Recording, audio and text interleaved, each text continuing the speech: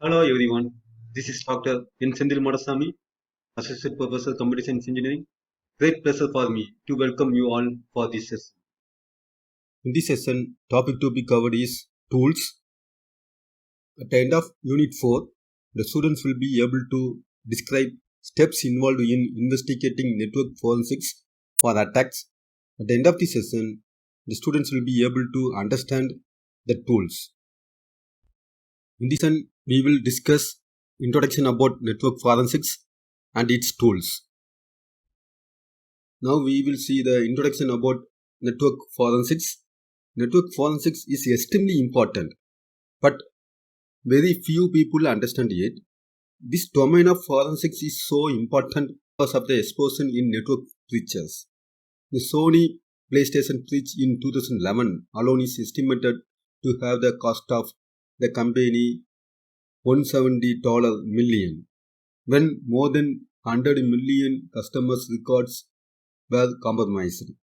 As a nation, we have relied on security and general information technology personnel to handle these incidents. However, with so much at stake in terms of financial liability, bad publicity, it is imperative that organizations think more in terms of in-house forensics investigators who have the legal and technical expertise to adequately handle these breaches, especially with the risk of civil lawsuits.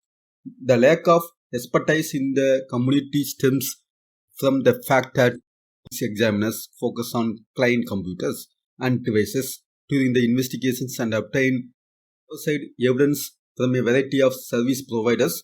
For example, when the Hotmail email messages are recorded, only a court order is needed to obtain the records. The method by which this evidence is retrieved is irrelevant.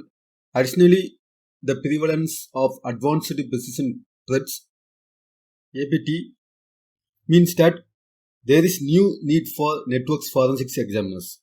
These examiners need to understand very different file system and type of evidence.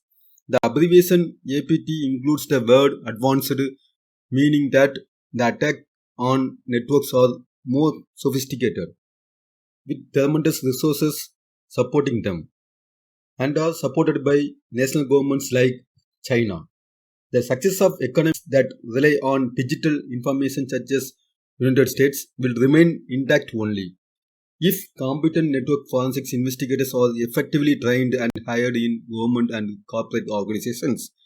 Universities that conduct research for the Department of Defense and other government agencies as well as law firms that house vast quantities of intellectual property during civil litigation cases are prime targets for government sponsored attackers.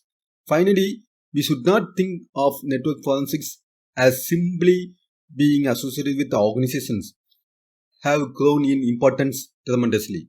For example, think about the Apple environment, which can be compromised of a Mac computer, an iPad, a time capsule, Airport Express, and iCloud.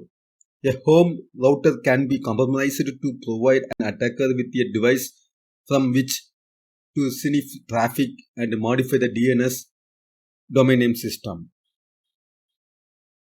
Now we are going to discuss the tools of the trade. There are two approaches to network forensics. First one is the real-time capture and analysis, and second one is retroactive analysis of captured data. Tremendous resources are required to perform real-time analysis. You need very large storage and a lot of cost power, RAM. To cater to the large storage requirement, you use the RAID of independent disk. Optimally, you will use the RAID 0, which allows for high performance, large storage and low redundancy.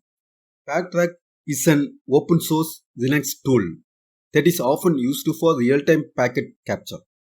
However, numerous other network forensics tools also work, although many are very expensive to purchase and maintain. These tools include the following. Fast Temp, HP Carry Responder Pro, Encase Enterprise, Silent Runner, NetWitness, Mandiant Redline, Splunk. These open source tools also work well.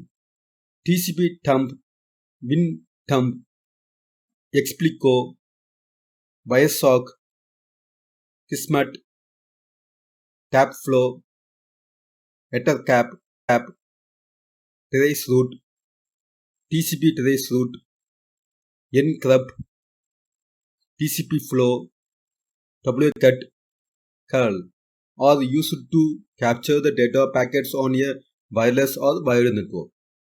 Wiresock and TCP temp are excellent packet sniffers. The network interface called NIC only responds to the packets addressed to its MAC address. But a packet sniffer puts it into the promiscuous mode. Promiscuous mode enables a NIC to listen to communications broadcast on a network regardless of intended recipient. The packet sniffers are used in conjunction with protocol analyzer by network forensics investigators.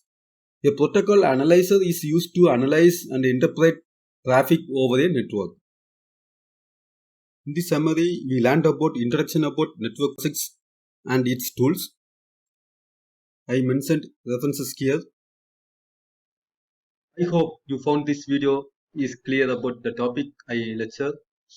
Thank you and have a pleasant day.